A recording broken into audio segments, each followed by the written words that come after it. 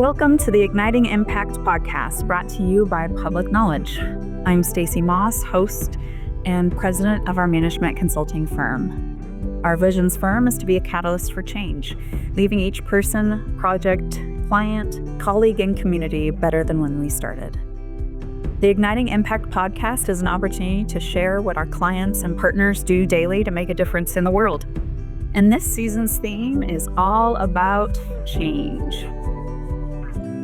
Today, we're going to actually introduce the theme and talk in depth about it before we start the season out.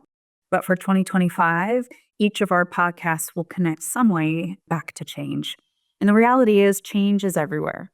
It's in our work, in our systems, in our communities, and within ourselves. This year, we're going to look at ways to approach, ways to manage, and ways to adapt to change on our projects, on our teams, and in our organizations. So today, I want to welcome two special guests to the podcast. Today, we have Naomi Snodgrass and Bree Thompson. They're both from Public Knowledge, and both have been here for quite a while. I'll let them both tell you a little bit about that. But Bree is a regional vice president for Public Knowledge in the West region, and Naomi is the vice president of management consulting. So to start out today, I'm hoping that you'll each help our listeners get to know you a bit better. So can you tell us a little bit about your professional background and what you do for work today? Bree, do you want to start? Yeah, happy to. Thanks, Stacey. My professional background is very much a story of change as well. I mean, as we see as more common, right, with our generation and beyond. So I started in education as an English teacher, loved it, and eventually decided, hey, I think I'd like to try something else. I think I want to step outside of school. I've been in school since I was 5. So I decided to move to Montana and very quickly found a place at Public Knowledge in consulting. Over time, I even dabbled in the proposal writing area of our consultancy and then ultimately landed in my new role as a regional vice president. So not a tremendous amount of change, but both careers that I think you cannot get away from change. Yeah, present in both of them, probably constantly. Thanks, Bree. Naomi, you want to share with our listeners your background? Yes. Hi. So I actually have been really interestingly a management consultant for most of my career, but it's not like I grew up and said I want to be a management consultant. I basically got my very first management consulting job through the newspaper. So I applied to an ad in the newspaper. Don't want to date myself, but I am. And that was in Seattle. I moved. I couldn't wait to get out of the Midwest where I lived and went to college. And so I basically did this. But right out of the gate, I found that that was the career for me. And I think it actually aligns with the strengths.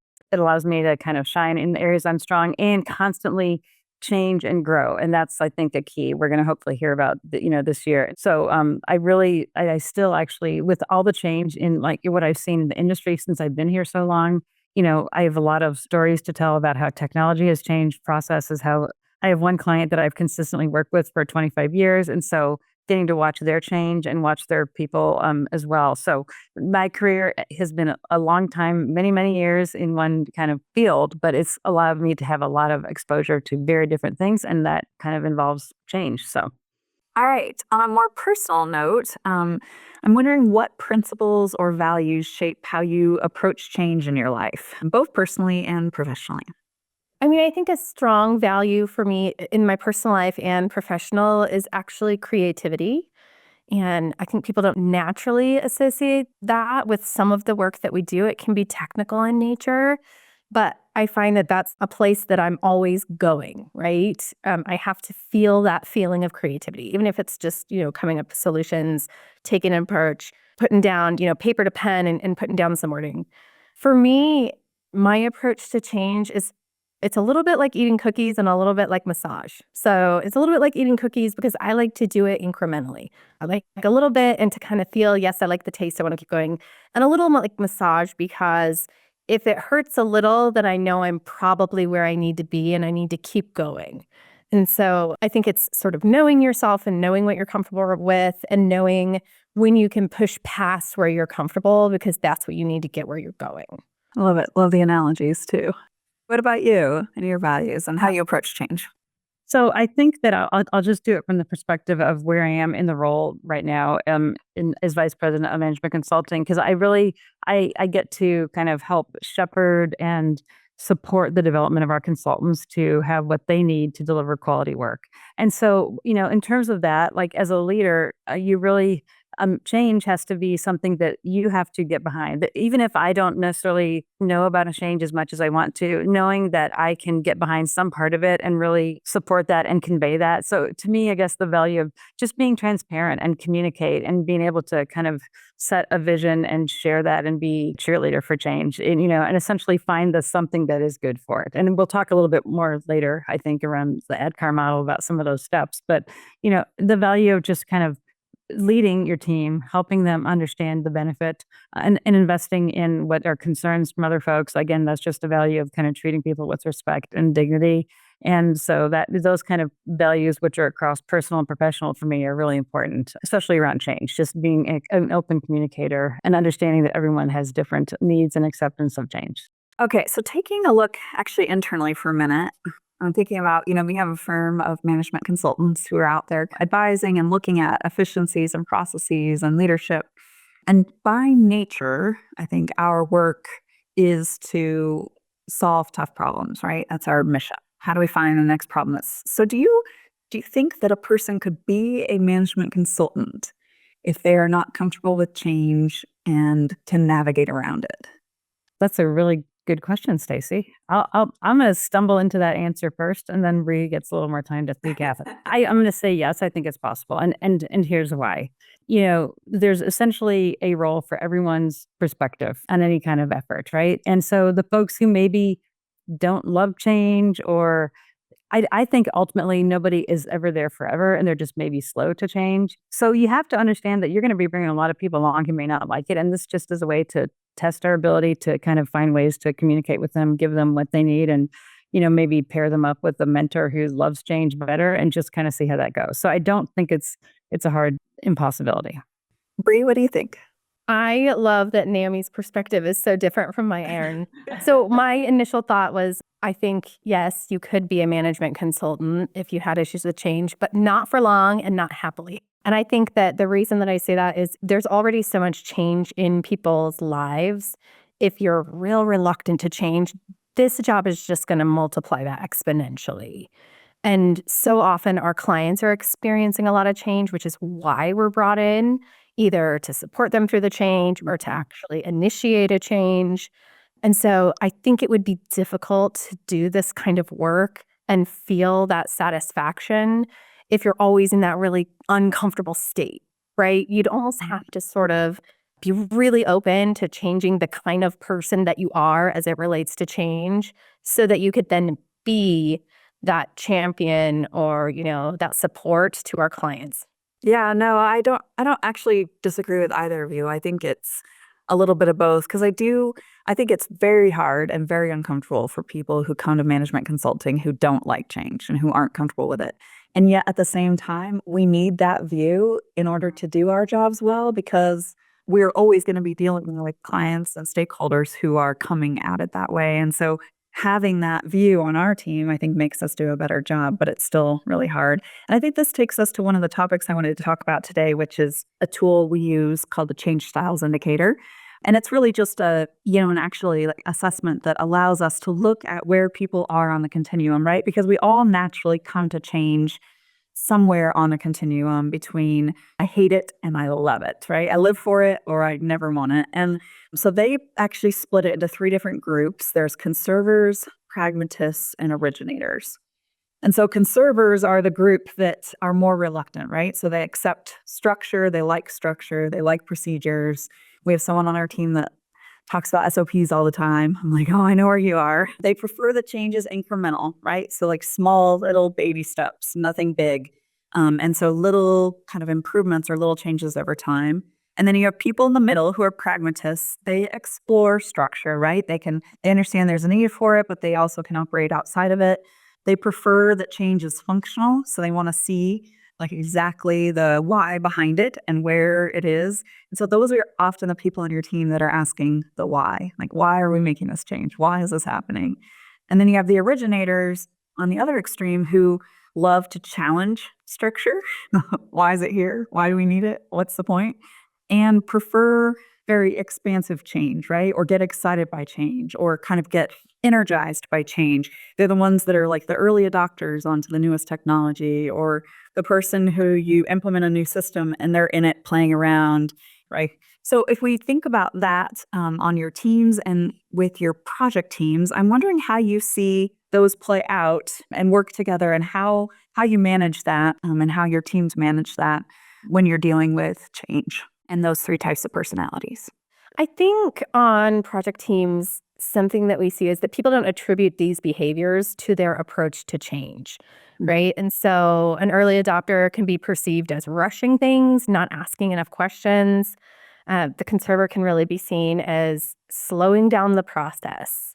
And because the team doesn't always recognize this is actually more about their approach to the change than they attributed to the person's personality. So I think that we do see that. And the longer teams work together and are able to identify, actually, this is an aspect of how we approach change, the easier it is for them to work together. And then they really become more patient with one another. It's like they suddenly have a tool to understand the ways someone is different from them. And then once they understand how someone's different, they can then rely on the strengths of those differences. So an early adopter can say, actually, I do need someone to ask some questions before I jump in. The pragmatist can say, I've really jumped into this one because it made sense, but I need us to slow down on this one. We can leverage those strengths, but we have to know why, or we feel like we have to know why, so that we can understand the other people on our team. Naomi, what do you think? I love to build on what Bree said, because I think the team focus that you brought up is really important. Obviously, we are talking about understanding that people in general are just not the same and how they adapt to or embrace change. And so we have to build our processes, I think, with that in mind, to make sure no one is left behind. Again, we help our clients do that. Some people are locked into that existing state of affairs, and they do not like the unknown, right? Others love and thrive on the change. And like Bree said, maybe feels to other people that they're just rushing ahead without communicating. And that's not necessarily true from their perspective, but they just love change. And then there's the folks who are in the middle who like to reason things out or take the best course of action, right? And so my takeaway on that is it's really about communication strategies that can help reach each of these types of groups, right? And then we can look for ways to enlist people in the change efforts according to their propensity and desire for change. Maybe, like, for example, they could be asked to support similar cohorts of folks who are kind of like them, or can maybe be a change agent. They can be a facilitator. They can help train the trainers for some of the future, system changes. So I guess in my own experience, personally speaking, you can change somebody from a conservator and move them along, and they can become like a pragmatist, or even what is an originator. Like, I didn't used to love change. I was comfortable, and I love it. But I'm not the fastest adopter of the changes. So it's all a little bit of a mix. And so understanding that, like Bree pointed out, circling back to that, is when we know about people's indicator and style, we're able to work with them better and make healthier teams. So I think change at work has changed a lot over the time. I feel like I'm overusing that word. And I think, there's a lot of fear around it and challenges around it. And I think we talk a lot about that, right? But it's also a kind of natural part of a workplace that can lead to growth, it can lead to improvement, it can lead to new technologies, new processes, new leadership. And so I'm curious, from your professional kind of experience, what do you think are the best ways for people to kind of handle change at work gracefully, competently, positively? What would that look like to you? I don't know. I might be putting myself in a category of old fogey with my answers there. Sorry. Because what I see is the nature of a lot of the change is the pace of technology, the pace of, business, the world we're in. And so I think that has led to different expectations over time. And that's where a lot of the change hits people at their core and their day-to-day, right? And so there are big systemic changes going on, a new modernization of an information system here, a new policy here, we're bringing a new team here, those things are the catalyst, but it's ultimately about expectations for how people navigate that pace. And so I think we need to be aware of and willing to understand our own fears. We have to be able to challenge those and not be afraid to kind of grow and develop and learn new things. Like if it's a technology thing that could help me, or if it's like maybe even using AI discriminately or just in the best way, everyone's going to have to look at what is maybe holding them back and then try to find a way to get better at that area, if you will. And so, I mean, we also have, less administrative support over time. Like, so we're doing more on our own. Things are happening fast. So how can we still find our way to develop and devote deep, like, thought to every project we're on or every effort? So it's like understanding yourself, looking at your fears, taking the time, maybe finding ways in your day-to-day to really manage your time differently than you did in the past, like block your calendar. I don't know, there's some really practical things that can help you find the ways to kind of be able to tackle all the things that are coming at you. I'm hearing from you kind of being open to learning too. So like knowing yourself, kind of challenging those fears, but also being open to learning and adapting. Yep. Yeah, I love it. All right, Bree, what about you? How do you suggest what are some strategies to handle change at work? I mean, I think I'm always a fan of a good plan. So in a best case scenario, if there's some well thought out planning, I think that's ideal. But I also think that can be an excuse not to embrace change. So, in those instances where we don't have control over that, I think it's still really reasonable to expect that people can get on board. In terms of strategies, I do think, again, knowing yourself and knowing your workforce, your teams is important. If we know, and we do, that one of the things that keeps people from embracing change is a focus on all the things they're losing or that they perceive they're losing, we know a strategy is to really highlight and identify the things that they're getting, right? Here's the benefits of the change.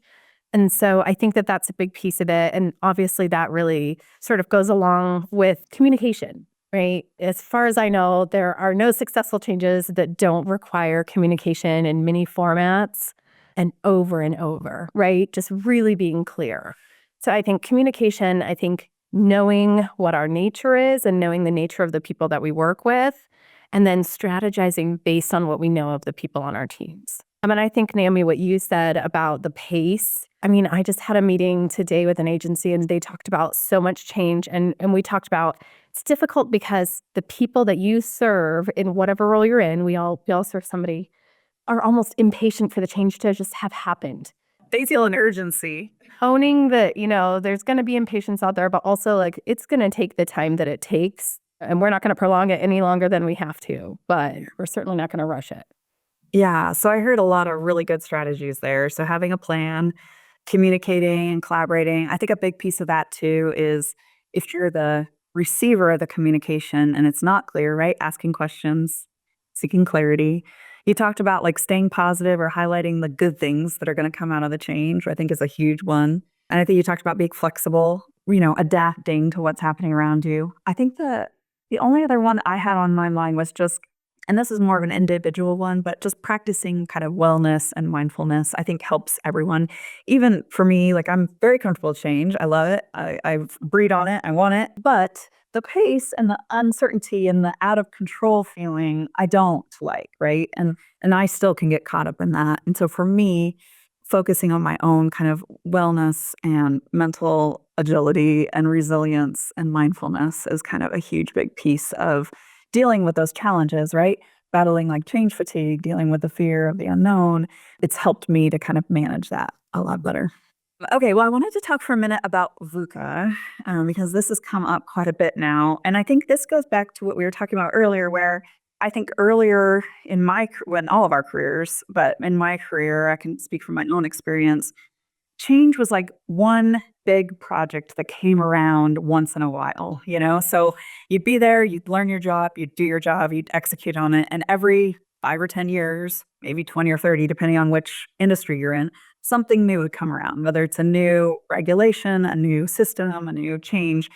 Whereas now we live in this kind of always evolving world, right? Where things are changing all the time. But in the business world, we're also facing, and VUCA is actually an acronym, which stands for volatility, uncertainty, complexity, and ambiguity, right?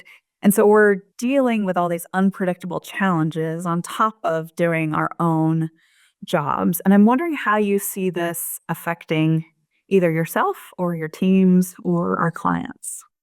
I think in my mind, change usually is a response to some need, right? So things were stable in some way. And I'll use like I make the cog and I make it this way, and I've always made it this way example.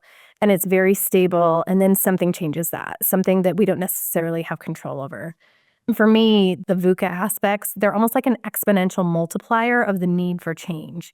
If things are stable, they're probably not volatile, right? Those are opposites. So, I might need a change in response to something, but if I don't have that stability and there's that volatility, for sure I need change, and I probably need multiple changes to address that. I mean, and it just goes down the line, right? With the uncertainty, I think because of that, we can no longer say, here's a change, we're going to do it. We have to say, which of these changes do we prioritize? And what's feasible? Where are our changers at in terms of being able to do this? And what is this going to get us? So we have to approach change in a much more strategic way than I think we used to do. I think that volatility is a word that sort of gets me right in the head, because I'm like, what is it? Are we in a volatile world, or is it just because of what we know and the different stakeholder views we're trying to represent? Do things just feel kind of at a clash sometimes, like they're at odds? And I don't know if that's really what that it kind of is intended, but like the uncertainty, complexity, and ambiguity absolutely kind of resonate. Here's an example for me personally. So I used to be like a need for a person. I needed that user manual for my new phone, right? And I went through it. And then if I get a new phone, I needed the new user manual. And then at some point, and now I'm experiencing this with my mom, they don't give me any documentation. They change something I don't know. And that adapting to that change of a process of getting new things in front of you has been a challenge for me. And I've gotten there. And now I have to sell other people on it, like my mom. It's okay. It's going to be coming to you. It'll be fine. But the fact is, we couldn't even do user manuals to maintain the pace of change nowadays. And we're seeing this. So people just take information in differently. And I think that's what like the uncertainty and the complexity is about, really. It's how are we taking in information? We have to learn new ways to convey that information. And what's a different way that we can be simple and clear in our communication? Like Bree's talked about communication a lot. What are the ways we can do that? We have to rethink. We got to think outside the box to be able to be in the space that we're in with VUCA. So that's kind of my take on that.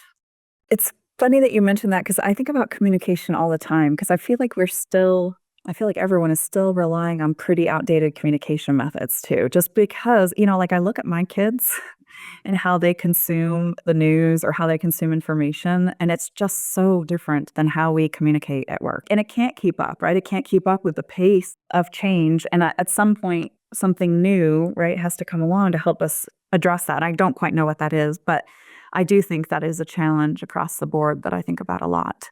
I think that volatility, Naomi, is really about that frequent, rapid, and significant change, right? That never used to, or didn't occur as often, Right. or in most industries as it does now. And I feel like in most industries now, unless you're in a very stable, highly regulated, low risk industry, there's going to be frequent, rapid, significant change. And you have to figure out how to be nimble, have a growth mindset, find ways to adapt in ways that we never really asked people to do in the workplace before. Even like looking at my parents, right, and their jobs versus mine. It was kind of like you entered into a career, and Bree started talking about this, right? You enter into a career, you learn it, you become an expert in it, and then you execute on it. Whereas that has not been mine. I, like Bree, have had multiple careers. They're completely different. And every day of my job is something new. There's definitely no repeatable task that's occurring in my world. And I bet not in yours either, at least not very often. So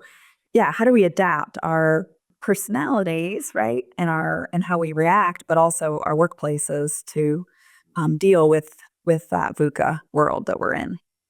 And I think some of that is innovation. Some of it is being nimble, trying those experiments, trying and seeing what works and what doesn't, building in extra time and slack. I think, Bree, you talked about one that's important too, like really prioritizing, right? Like we can't do it all. Mm.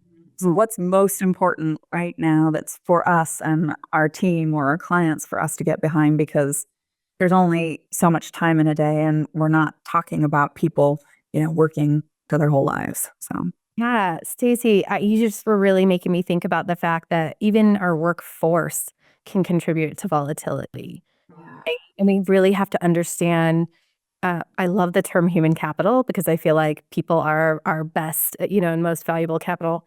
We really have to understand what they're looking for, what's important to them right now, because that can breed, stability and it can breed volatility. And if we don't understand that, we're probably contributing to it being more volatile.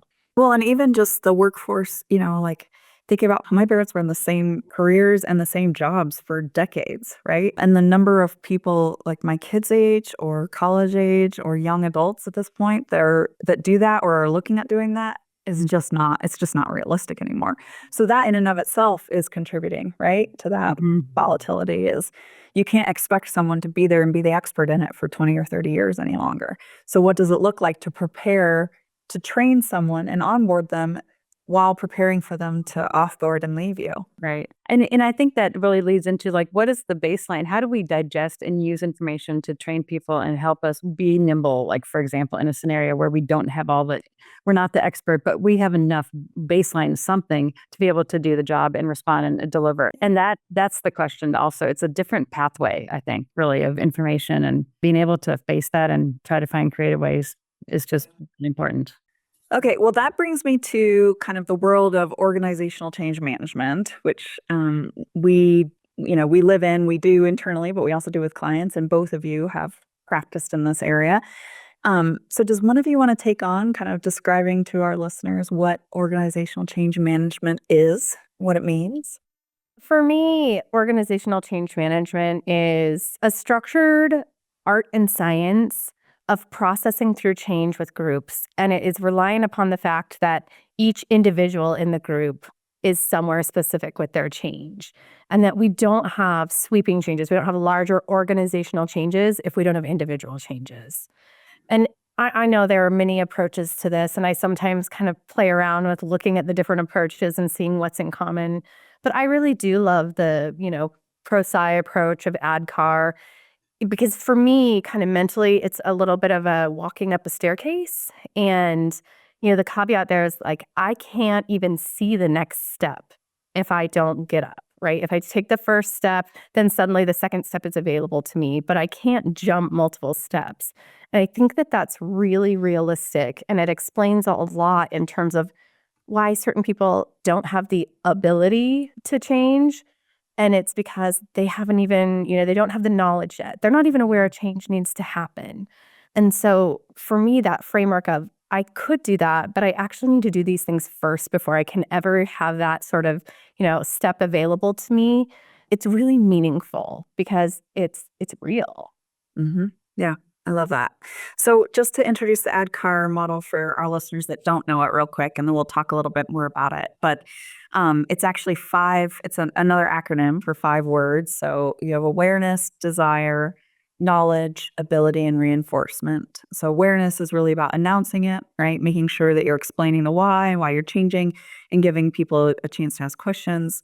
Desire is getting, like what Bree said, right? Getting each individual to want to make the change. Identifying some champions. We can talk more about that too. And then dealing with any resistant people or any resistance that's there. Knowledge is providing the training or coaching in order to change, right? So filling out how to fill that skill gap. Ability is actually monitoring performance, right? Making sure that you're practicing and making the change, and then setting reasonable goals and adjusting as needed.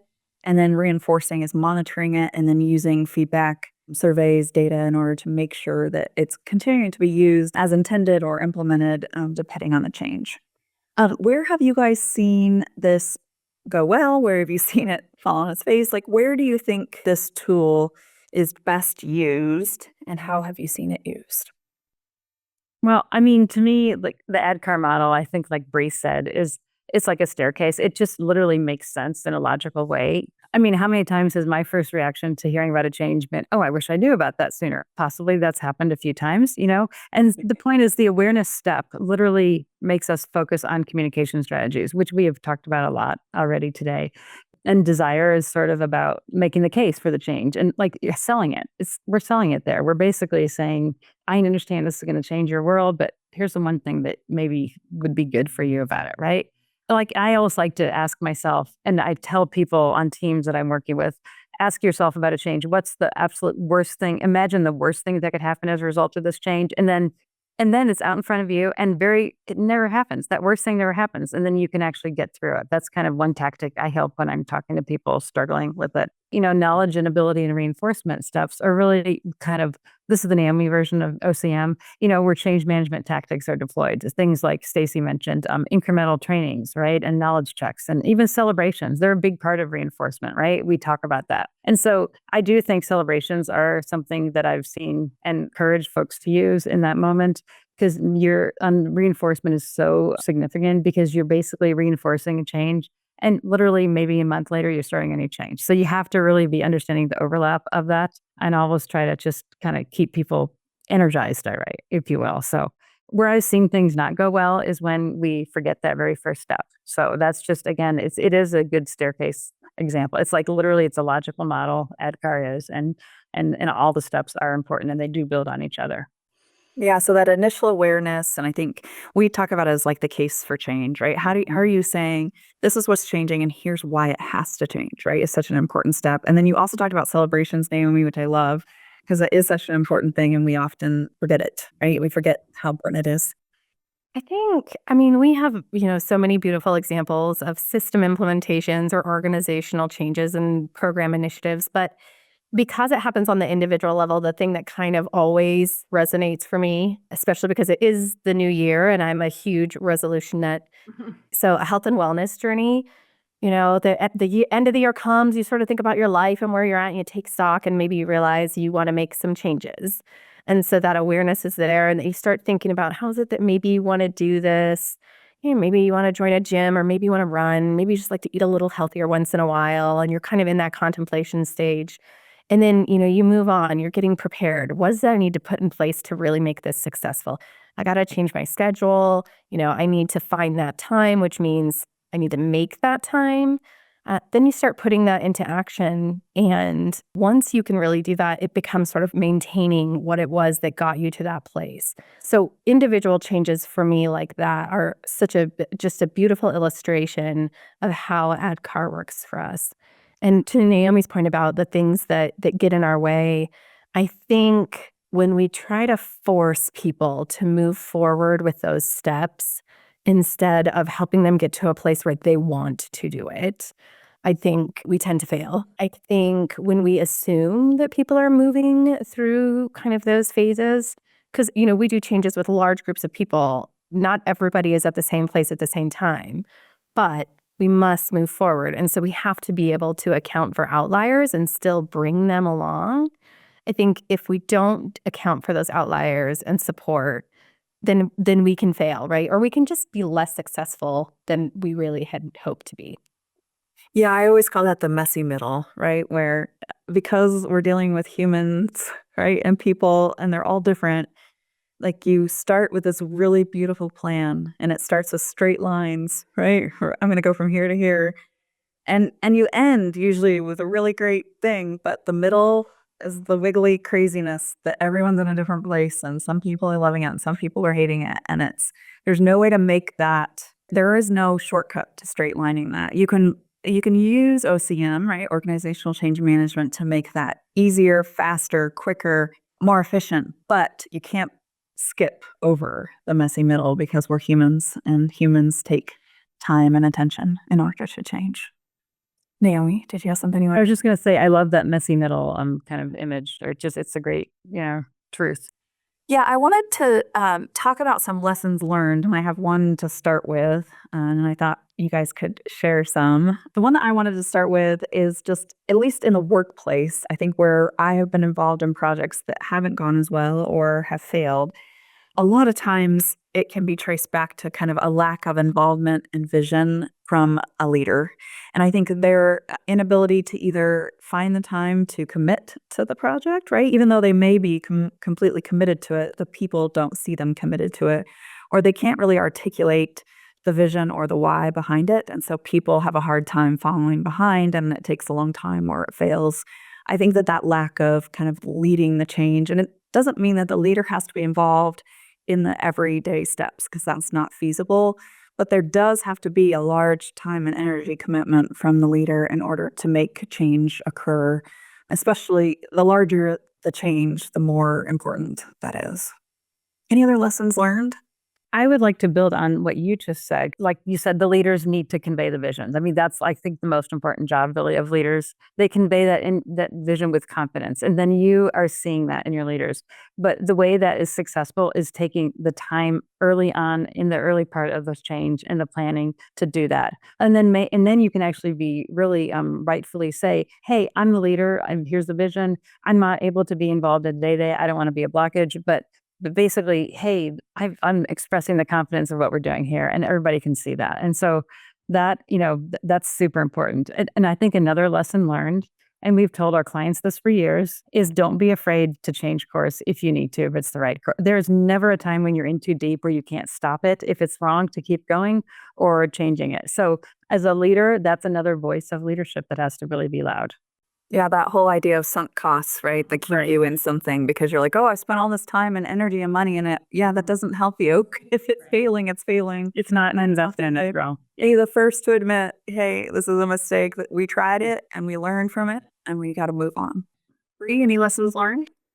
Yeah, I mean, I hate to repeat what Naomi and you said, but I got to start there because for me, you're really talking about one of the difficulties we face in consulting, right? Which is often a sponsor for change or who should be that kind of change leader brings us in because they don't have time for that. And so, hey, they're going to bring us in and we're going to do that. And we serve that role of like the change practitioner. But what they don't realize is, we can guide the change and we have all kinds of strategies that are going to support them. But so much of the movement for their teams has to come from them. There's that funny struggle of it's worth it, but also you have to be engaged in it, right? We could prep you, we can give you the tools, but you gotta be the person because they don't know who we are. They don't care. No, right? And it doesn't matter to them. And I think coupled with that, a lesson learned is really if the leader hasn't embraced the change or processed the change themselves, you can't sponsor something, right? You can't lead a change that you aren't on board with. Or if you can, I've not seen it. I think that happens a lot with the clients that we work with in government space. I'm sure it happens other places, but I think it happens a lot where we are. I think it happens more because I think in any workplace, you could have someone above the sponsor who says you have to do this. And whether or not they agree to it or not, they got to implement it. And that's a time where you could have the leadership sponsor that's like, I don't want to do this, but I got to do it. I think where it happens more often in the government space is a regulation change or legislation or some sort of change that comes externally that they have to comply with, whether they want to or not. And so trying to work with them early on, like you said, Naomi, to really, okay, whether or not you wanted to do this to begin with, whether or not it was your idea, you've got to, right, in order to meet this compliance. So where can you find yourself in this? Where can you get behind it and what and why? Because without that, it's not going to take. Yeah, I think Naomi and I talked about this using an internal example earlier, but it was kind of about if you're the leader, if you're that sponsor for the change, the message is, like you said, this is where I found myself in the change. It isn't, I'm telling you to do this because my boss told me to do this. Yeah. It has to be, this is coming from me. And it doesn't have to be overt, but people are smart and they know the difference between those messages. If that hasn't happened, if you haven't found yourself, right, in that change, I love that phrase that you used, then probably should hold off on your change effort until you can. Yeah. I also think, I've made the mistake a few times of not relying on change champions. So I was hoping one of you would be willing to talk a bit about what that is and why that's so important. It is important. And sort of the way I'm going to elevate the importance of that is by acknowledging a time when the change champions we appointed did not want to be change champions. And literally it affected the project so significantly that it actually slowed a project down in one that I'm thinking of. And so the change champions, it's an important role because what it does, it has a purpose of basically being one of the first people demonstrating the value of the change, being, vocal about it, being a resource for others to ask questions, to kind of see things in action, right? And if you have the folks who are doing that, who don't maybe have all the information or they haven't been convinced of the desire yet, they're still not on all the steps, we can't force them, like I think Bree or Stacey said earlier. So I guess checking ourselves on how to get the change champion invested and appropriately kind of included in the process is so important instead of just saying, who wants to be it? Raise your hand. So I think that's a lesson that I've seen learn in a process in at least one project I've been involved in, and I'm going to, take that to heart next time. So. What a great example. I love that you use the term appointed when you were talking about that example, because there's like a delineation, right, between appointing and approaching. And I think people, when we're looking at a change effort, can be really thoughtful about who they approach. And some of the things we're thinking about are, is this person well received by their peers and respected? Is this someone who is likely to embrace the change? Is this someone who is willing to correct false information because that misinformation gets out there? And we approach those people and try to get them on board, right? And so often they are on board and it's great, but occasionally that just isn't the case. One thing that also kind of comes to mind for me is a little bit of a callback to that last question about if my boss tells me whatever. It's really important to have people who aren't in some kind of hierarchical structure hearing those messages. It has a different weight to have a change champion say, this is why this is great, or even though this is difficult, this is why it's worth it, than having someone who's in some position that you may consider to be one that tells you what you have to do. There's a value there. And I think, when we can be really thoughtful about who we approach, it's helpful. I also think sometimes people do volunteer and it can be really great. And I don't think, like you said about course correcting, I don't think there's anything wrong with realizing this wonderful person who volunteered is actually not a great fit for this particular effort, and having that conversation is so appreciative. This is why, maybe this isn't the best opportunity or the best match, because ultimately it does contribute to whether or not that change is embraced. All right. Well, before we conclude, I would like to bring us back to the leadership conversation, because I think we said, how important it is. And also, I'm gonna just say, I think one of the most important roles for a leader in any organization or agency is to lead change. So with that in mind, what is your advice for leaders who are navigating the complexities of change in today's world? I think that as a leader, let's say you expect to go into this job thinking I have this operational duty and I'm going to help get us, do this daily thing. But truly change is part of it. And I think understanding, number one, as a leader, you're going to have to be in that role, right? And don't fight it. And the next thing is ask them what they think. Go out there, collect data, collect information, and just be really willing to look at, I think we've said this earlier, very early, incrementally think about things. Like, how can we just truly have quick wins, or what can we do to move this along in a way that is still doing our job? Because ultimately, sometimes leaders feel like I have this change thing I'm dealing with, but I also have this other job, right? The regular day to day. So how do you fuse those two, if you will? How do you incrementally kind of see that the priorities are aligned with the change and what you're trying to do for the organization?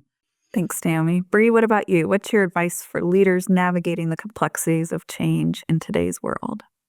My advice, outside of get stock in coffee, really know your vision, your goals, your values. Be really solid on those and communicate those. That's definitely the leader's role.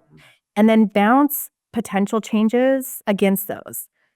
Not just so you can prioritize, but so you can identify things that don't actually support those. Because there are things, right? And when we change just for the sake of change, it takes away from the energy and the thought that we have to focus on those goals. So you don't have to be the change in everything, and you probably aren't. You need to rely on your team, but you definitely can be the voice that brings us back to why. Why is this important? Is it important? And how do we want to be, and how do we want to show up through it? That's really great. I love that. All right. What about how can leaders empower their teams or their people to innovate and adapt when things are uncertain or in times of uncertainty? I think there's probably a million answers to this, but the one that immediately came to mind was to set a tone, right? So people have ideas and people come up with innovations and improvements. Set a tone that you're really open to it, so that when changes come up, people know, well, I've got this idea about how we're going to approach this or how we're going to navigate this. They feel 100% comfortable coming to you. Be really clear about the fact that changes are an us thing, not a you thing, not a me thing, that we're going to do it together. there's a piece that you're going to do, there's a piece that I'm going to do, there's a piece that we're going to do, but that you're in it as a team. Yeah, I mean, I'm going to probably just mirror a little bit of what you say, which is, ultimately knowing that you want to communicate with your team and you want to ask for their input, like I said, and knowing that you don't have to share every detail of every little, behind the scene thing with everybody. That's one of the things we really talk about at Public Knowledge in our project management framework is strategically collaborate with your teams, give them information. Everybody's part of the team. Everybody has a voice, but not everybody has to have the same voice and they don't have the same information needs. And so just be aware of that and don't hold back just for holding back, but be understanding as a leader. If you're empowering your teams, you want them to feel free to speak to you, like Bree said. And I guess we can really remove road blockages if there's a great idea or an innovation. Like, don't stop progress.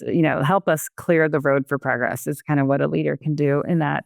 One of the best experiences I had with change and like empowering teams was at a state agency. And they did this really forward-thinking approach of empowering literally their customer service call center folks to identify improvement areas for the system and for processes. And they came up with these ideas and they actually implemented them and they were amazing. So the people on the ground, so to speak, have the ideas. So how we can empower them, help those ideas come to fruition and remove the roadblocks. I love all that you guys brought up. I think the one thing that I would add to it too is just encouraging failure, not just being open to failure, but encouraging it. Like, we're going to fail at this. Cause I think and then not playing the kind of blame shame game when there's an idea that comes up that doesn't work. Cause there's going to be, right? Like, we just know that. We know we're going to come up with a bunch of ideas that aren't going to work in order to get to the one that really is going to work, especially in a complex environment. So I think that's an important part about empowering teams to innovate and adapt.